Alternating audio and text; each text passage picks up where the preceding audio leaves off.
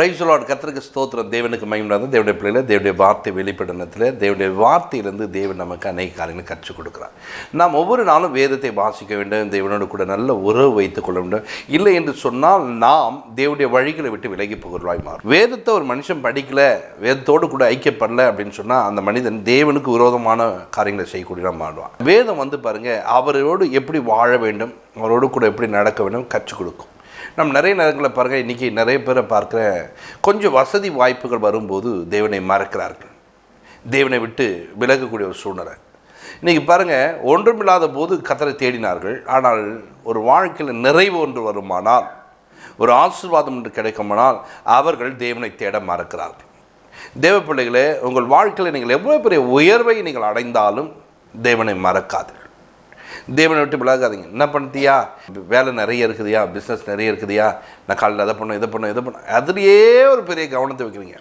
அதை விட என்னை உருவாக்கின தேவன், என்னை உண்டாக்கின தேவன், என்னை தெரிந்து கொண்ட தேவன் ஒருத்தருக்கார், அவருக்கு நான் ஒரு முக்கியத்துவம் கொடுக்க வேண்டும் என்பதை நீங்கள் எண்ணிக்கொள்ள வேண்டும். அப்படி நீங்கள் எண்ணிக்கொள்ளும் போது தான் நீங்கள் தேவனுடைய வழிகளிலே சரியாக நடக்க முடியும். நமக்கு எவ்வளோ உயர்வதோ அந்த உயர்வுக்கு மேலே நம்ம ஒவ்வொரு காரியங்களும் என்ன பண்ணோம், இன்னும் சிறந்த வழிகளை நம்ம அறிந்து கொள்ளலாம். அந்த சிறந்த வழிகளை தேவன் தான் போதிப்பா, தேவன் தான் கற்றுக் கொடுப்பா, தேவன் தான் நமக்கு ஒன்றையும் புரிய வைக்கிறார்.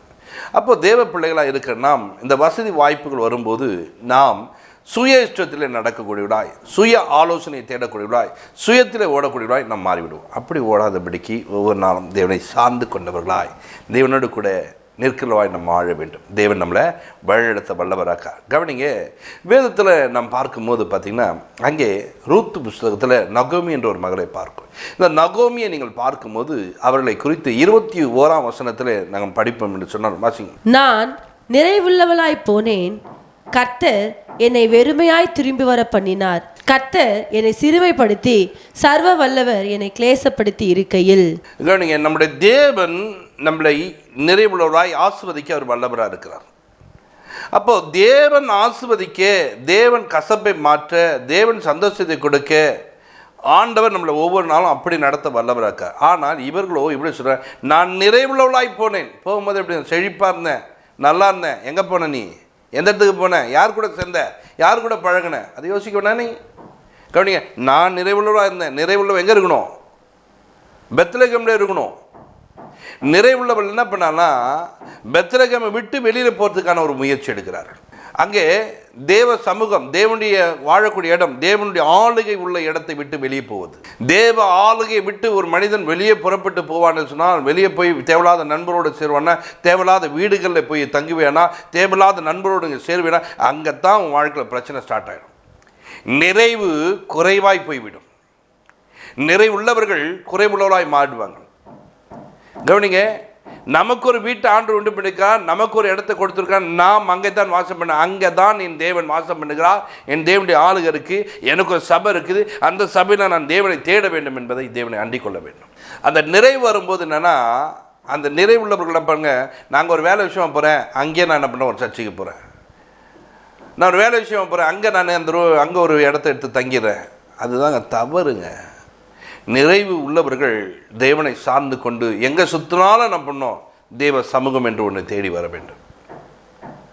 தேவ சமூகத்தை தேடி வர வேண்டும், தேவனுடைய பாதத்தில் அமர வேண்டும். தேவன் உங்களுக்கு உதவி செய்ய வல்லவராக இருக்கிறார். தேவ சமூகத்தில் என்னை காத்திருந்து தேவனுடைய வார்த்தையை பிடித்து கொண்டவனாய் மாற வேண்டும். தேவ சமூகத்தை விட்டு ஓடக்கூடாது. உன் நிறைவு உன்னை விட்டு போவதற்கு நீ காரணமாக இருக்கக்கூடாது. இவருடைய நிறைவை யார் பிடித்து கொண்டது, யார் எடுத்துக்கொண்டது? யாருமே எடுக்கலை. அதில் முதல் வசனத்தை நீங்கள் வாசிக்கும் போது பாருங்க, ஒரு பஞ்சகாலம் ஒன்று உண்டாச்சு. அந்த பஞ்சம் வரும்போது இவர்கள் பாருங்க தேவ சமூகத்தை விட்டு ஓடுகிறார்கள். பெத்லகேம்லேருந்து வெளியில் போகணுன்ற ஒரு விஷயத்தை கொண்டு வந்துட்டாங்க. மோவாபுக்கு நான் போனோம், மோவாபுக்கு போய் தங்கணும். யார் இந்த ஆலோசனை கொடுப்பது? கவனிங்க, அவர்களும் அவருடைய கணவனும் சேர்ந்து எடுத்தார்கள் முடிவு. இந்த நிறைவு குறைவாய் மாறிவிட்டது. போகும்போது கணவன் இருந்தார், போகும்போது 2 பிள்ளைகள் இருந்தார்கள். நிறைவு அவரை விட்டு போயது. இப்போ வெறுமையாக நிற்கிறார்கள். இந்த நிறைவு குறைவுள்ளதாய் மாறியது. நீ போய் எங்கேயோ தங்குற, எங்கேயோ போய் வாசம் பண்ண போகிற, எங்கேயோ போயிட்டு ஏதோ ஒரு காரியங்களை செய்ய போகிற, செய்யி உன் குடும்பத்துக்குள்ளே பிரச்சனை கொண்டு வராத. உனக்கு பாதுகாப்பாக இருக்கிற கணவனோ, உனக்கு பாதுகாப்பாக இருக்கிற பிள்ளைகளோ நீங்கள் இழந்து போயிடக்கூடாது. கவனிங்க, நீங்கள் தேவ பிள்ளைகளாக இருக்க, இன்றைக்கி நிறைவுள்ளவராக இருக்கீங்களா? கொஞ்சம் பணம் இருக்குதுங்க, கொஞ்சம் சொத்து சோகம் இருக்குதுங்க, அதனால் தேவ சமூகத்தை விட்டு போயிட்டு சொந்தக்கார வீட்டெலாம் போய் தங்கிட்டு வரக்கூடாது. போனியா பார்த்தியா வந்துடணும், எதாவது கொடுத்தியா வந்துடணும். இல்லை அங்கேயே போயிட்டு கொடுத்து நடத்தலாம் இருக்கக்கூடாது. ஏன்னா நான் நிறைவுள்ளவன். இப்போது கர்த்தருக்கு சமாதானத்தை சந்தோஷம் கொடுத்துருக்கா. நீ அங்கே போயிட்டு வந்தால் சமாதான சந்தோஷத்தை இழந்துருவேன். சமாதான சந்தோஷத்தை உன் வாழ்க்கை விட்டு உன்னை விட்டு பிரிச்சிடும். அப்போ தேவ பிள்ளைகளாக இருக்கிற நாம் ஒவ்வொரு நாளும் சமாதானத்தை சந்தோஷம் கொண்டு வரணும். அப்படி எப்படி இருக்கும்? நம்ம வீட்டுக்குள்ளே நாம் தேவனை தேடுகிறோம், தேவனை துதிக்கிறோம், தேவனை பாடுகிறோம். தேவன் நமக்கு அதை வைத்திருக்கிறார். வேறொருத்தர் உங்கள் வீட்டுக்குள்ளே வந்து தங்குறாங்கன்னா நீங்கள் என்ன பண்ண, அவங்களுக்கு என்ன பண்ணும்? இந்த தேவனை துதிக்க, தேவனை பாட, தேவனை மயம்படுத்த ஒரு குறிப்பிட்ட நேரங்களை ஒதுக்கி அவங்களுக்காக என்ன பண்ணும்? அந்த ஜப நேரங்களை மாற்றும் போது அவர்களும் இந்த நிறைவுக்குள்ளே இருப்பாங்க. இல்லை என்று சொன்னால் அவங்க வந்துட்டாங்க, இன்றைக்கி நம்ம ஜபிக்க முடியல, அவங்க வந்துட்டாங்க, இதை செய்ய முடியலன்னு சொல்லிட்டு ஒதுங்கி நிற்பியன்னா அவங்க அவங்க வீட்டுக்குள்ளே தேவையில்லாத காரியங்களை செய்து விட்டு போவார். நிறைவு குறைவாய் மாறிவிடும். அவருடைய செயல் உங்கள் வீட்டுக்குள்ளே ஆளுகை செய்யும். அப்படி பண்ணாதபடிக்கு நீங்கள் என்ன பண்ணணும்? அந்த நிறைவுக்குள்ளே இருப்பதுக்கு பிரயாசப்பட வேண்டும். போகும்போது நல்லா போனவங்க வரும்போது ஒன்றுமில்லாமல் வராங்க. ஏன்னா போன இடம் சரியில்லை. போன இடத்துல பாருங்கள் இவங்க என்ன காரியங்களை பண்ணுறாங்கன்னு சொன்னால், அந்த இடத்துக்குள்ளே போயிட்டு ஆண்டவர் விரும்பாத ஒரு ஜாதி யார்? பெண்களை தெரிந்து கொண்டார்கள். மோவாபு தேசத்துடைய பெண்கள் நிறைவு குறைவதற்கு காரணம். நிறைவுள்ளவர்கள் இப்போ என்ன பண்ணிட்டாங்கன்னா, எப்போ தேவ சமூகத்தை விட்டு போனாங்களோ அங்கே தேவனுடைய வழி நடத்தல் இல்லாமல் போயிடுச்சு. பாருங்க, அந்நிய பெண்கள் என்ன பண்ணக்கூடாது? ஆண்டவர் என்ன பண்ண சேர்த்துக்கொள்ளக்கூடாது, வைத்துக்கொள்ளக்கூடாதுன்றார். அவர்களோடு சம்மந்தம் கலவக்கூடாது என்று சொல்லியிருக்கிறார். உபாகம புத்தகத்தில் நீங்கள் 7ஆம் அதிகாரம் 3ஆம் வசனம் பார்த்தீங்கன்னா, அங்கே தேவன் சொல்கிறார் அந்த காரியங்களை செய்யக்கூடாதாம். அப்படிப்பட்ட காரியங்களை செய்வீர்னு சொன்னால் அங்கே என்ன பண்ணணும்? நாம் ஒரு பிரச்சனையை நம்ம சந்திக்க போகிறோம். இந்த பிரச்சனைக்கான காரணம் நிறைவு குறைவதுக்கு தேவன் செய்யலைங்க, இவங்களே செய்து இப்படி மாறிவிட்டார்கள். இன்றைக்கு உங்கள் வாழ்க்கையில் உள்ள காரியங்கள், சொத்து சுகங்கள் உங்களை விட்டு போவதுக்கு தேவன் செய்யவில்லை. நீங்கள் சுயமாய் எடுக்கிற ஒரு முயற்சி, நீங்கள் சுயமாய் செய்கிற காரியங்கள், இன்றைக்கி அவைகளை நீங்கள் விட்டுவிட வேண்டும்.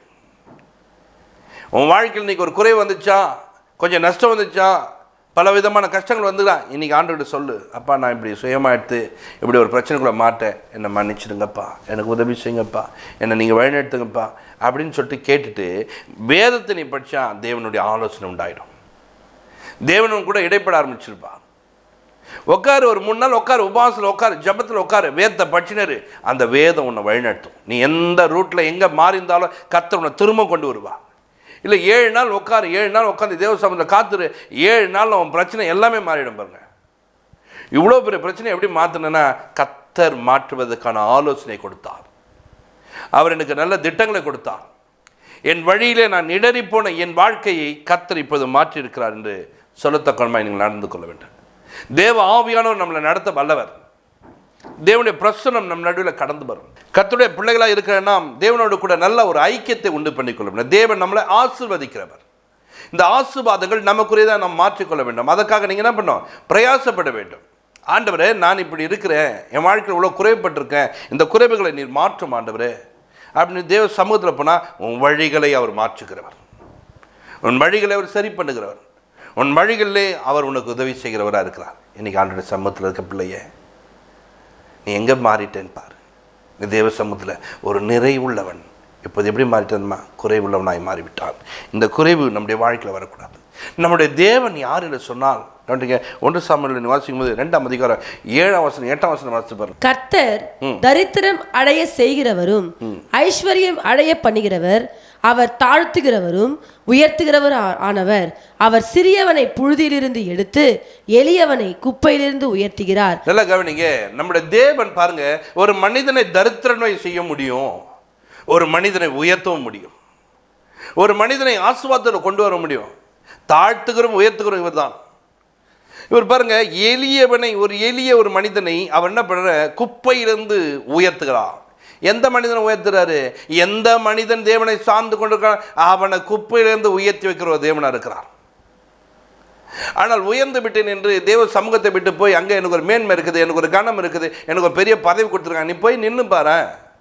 அந்த இடத்துல உன்னுடைய எல்லா உயர்வுகளும் போய் உன் பணம் நஷ்டமாகி நீ வந்து ஒரு நாள் புலம்புவாய், புலம்பிக் கொண்டிருப்பாய். காரணம் என்ன தெரியுமா? ஏன் தெரியுமா அந்த சூழ்நிலை? நீ தேவனை விட்டு போயிட்ட, தேவ சமூகத்தை விட்டு போயிட்ட. உன் நிறைவு போச்சா, உன் மேன்மை போச்சா, உன் கனம் போச்சா, உன் பணம்லாம் வேஸ்ட். காரணம் தெரியுமா? அவருடைய சமூகத்தில் நின்றுப்பார். அந்த சமூகத்தில் நிற்கும் போது அவர் பாருங்க, ஒரு மனிதனை தாழ்த்த முடியும், ஒரு மனிதனை உயர்த்த முடியும், ஒரு மனிதனை ஆசீர்வதிக்க முடியும், ஒரு மனிதனை சாபத்துக்குள்ள நடத்தும். யார்? கர்த்தர் செய்வார். கர்த்தரால முடியும். நீ இன்னைக்கு எந்த நிலைமையில் இருக்கிற, நீ வா, உள்ளவா, நீ உள்ளவா. தேவன் உன்னை ஆசீர்வதிக்கிற தேவன், உன்னை உயர்த்துகிற தேவன். கவனிங்க, இந்த நகோமி இங்கேருந்து போகும்போது நிறைவு போயிட்டு குறைவாக மாறினாங்க. வரும்போது சொல்கிறாங்க, என்னை நிறைவுள்ள சொல்லாதீங்க, நான் குறைவுள்ளலாம் மாறிட்டேன், என்ன நகோமின்னு சொல்லாதீங்க, என்ன மாறான்னு சொல்லுங்க, நான் கசந்து போய் வந்திருக்கேன்னு சொல்லிட்டு இப்படி சொன்னவங்க தாங்க, இப்படி சொன்னவங்களை தான் கர்த்தர் மாற்றுறார். திரும்பவும் இப்படி சொன்னவங்களை தான் திரும்பவும் நிறைவுள்ளவர்களாய் மாற்றுகிறார். எந்த குடும்பம் ஒன்றில்லாத குடும்பம், அதே குடும்பத்தை கர்த்தர் ஆசீர்வதித்து அதே குடும்பத்தை அந்த பகுதியில் ஒரு சாட்சி அளித்த தேவனால கூடும். இன்றைக்கு வாழ்க்கையில் நீ எதில் சரிந்து போயிருக்கிற, எந்த நிறைவு உன்னை விட்டு போயிடுச்சு, எதில் நீ குறைவுபட்டு காணப்படுகிறாய். நான் நிறைவுள்ளவனாக இருந்தேன், என் வாழ்க்கையில் தவறி போனதுனால எல்லாம் குறைஞ்சி போச்சு. வா, கர்த்தருடைய சமூகத்தை தேடி வா, கர்த்தருடைய பாத்திரம் அமர்ந்துரு, கர்த்தர் உனக்கு உதவி செய்ய வல்லவராக்க. கவனிங்க, யோபுடைய வாழ்க்கையில் நீங்கள் பார்க்கும்போது யோபு எவ்வளோ பெரிய செல்வந்தராக இருந்தார் பாருங்க. அவ்வளோ உயர்ந்தவராக இருந்தார். அந்த தேசத்தில் ஒரு உயர்ந்த மனிதனாய் காணப்பட்டார். அப்படியாப்பட்ட ஒரு உயர்ந்த மனிதனுடைய வாழ்க்கையில் ஒரே நாளில் எல்லாம் பிரச்சனை வந்துச்சு. 10 பிள்ளைகளும் செத்து போய்விட்டார்கள். ஆடு மாடுகள் எல்லாம் ஓடி போச்சு, செத்து போச்சு, எல்லாம் அழிஞ்சு போச்சு. வெறுமையாக்கப்பட்ட ஒரு மனுஷன் இப்போது உச்சந்தலை முதற்கொண்டு உள்ளங்கால்வர்களும் ஒரு கொடிய பருக்களோடு காணப்படுகிறார்.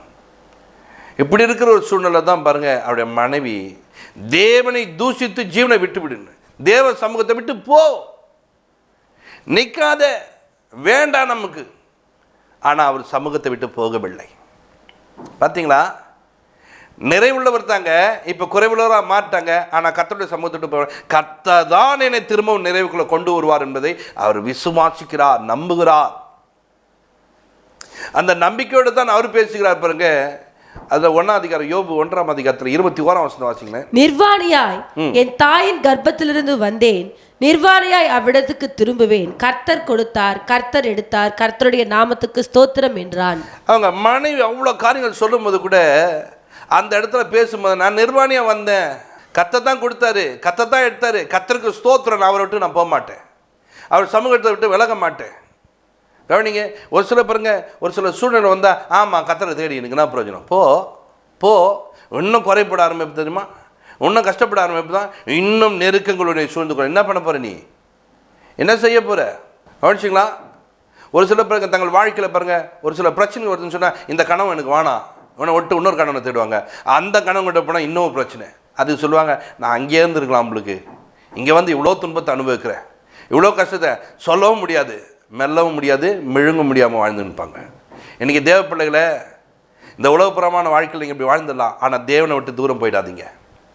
உன் நிறைவு குறைவுபட நீ காரணமாக இருக்காத. சரி, குறைவுபட்டுட்ட நான் என் வாழ்க்கை அப்படி போயிடுச்சு, இன்றைக்கி வா ஆண்டோடைய சமூகத்துக்கு. இந்த நகோமியை போல திரும்பி வா ஆண்டோடைய சமூகத்துக்கு. உன்னை நிறைவுள்ளவளாய் மாற்ற தேவன் வல்லவராக இருக்கா. உன்னை நிறைவுள்ளவனாய் மாற்ற வல்லவராக இருக்கா. உனக்கு அவர் உதவி செய்ய காத்திருக்கிறார். யோபு பாருங்க, அவரை விட்டு போகவே இல்லைங்க. நெருக்கங்கள் வந்து, சூழ்நிலை வந்து, மனைவி திட்டுறாங்க, கூட வந்த நண்பர்கள்லாம் திட்டுறாங்க, ஆனாலும் அவருடைய சமூகத்தை விட்டு போல. ஆனால் நீ எல்லாம் ஒரு சொந்த பந்தம் வந்து உங்களை வந்து ஒன்று சொன்னா உடனே சொல்லுவேன், எங்கள் சொந்தக்காரெலாம் அப்படி சொல்கிறாங்க, எங்கள் சொந்தக்காரெலாம் அப்படி பேசுகிறாங்கன்னு சொல்லிட்டு. தேவ பிள்ளைகளை, சொந்தக்காரங்க அப்படி தான் பேசுவாங்க, தேவனை விட்டு தூரம் போயிடாத. இந்த யோபு அப்படி பேசும்போது கூட இருந்தார் பாருங்க. இருந்ததுனால என்ன தெரியுங்களா, இழந்த எல்லாவற்றையும் இரட்டிப்பாய் பெற்றுக்கொண்டார். இருந்தது கொஞ்சம், இப்போ மாறினது நிறைவு. இந்த நிறைவை கொடுக்க தேவன் வல்லவராக. ஜெபிப்போம். பரலோக பிதாவே, உம்முடைய ஜனங்கள் அன்றே யாரெல்லாம் இந்த நிறைவை இழந்து விட்டு நிறைவுள்ள ஜனங்கள் வேறே ஒரு வழியை தேடிக்கொண்டிருக்காங்களோ, இன்றைக்கு அவர்கள் எல்லாம் உடைய பக்கமாய் திரும்ப ஒரு அற்புதம் செய்யுங்கப்பா. அவர்கள் இந்த சத்தியத்தை கேட்கும் போது தன்னுடைய மனதை மாற்றிக்கொண்டு தேவன் பக்கமாய் திரும்ப, தேவனோடு கூட ஐக்கியப்பட உதவி செய்யுங்க, உதவி செய்யுங்க. உங்கள் நாமத்துக்கே மகிமை வேண்டும். பெரிய காட்சிங்க, அற்புதங்களை கர்த்தர் செய்துக்காய் ஸ்தோத்திரம். ஆசீர்வதிங்க, தேவையெல்லாவற்றையும் சந்தியும், நிறைவுள்ளவர்களாய் ஒவ்வொருவரையும் மாற்றும். இயேசு கிறிஸ்துவுமாய் ஜெபித்திருக்க நல்ல பிதாவே, ஆமென். God plus.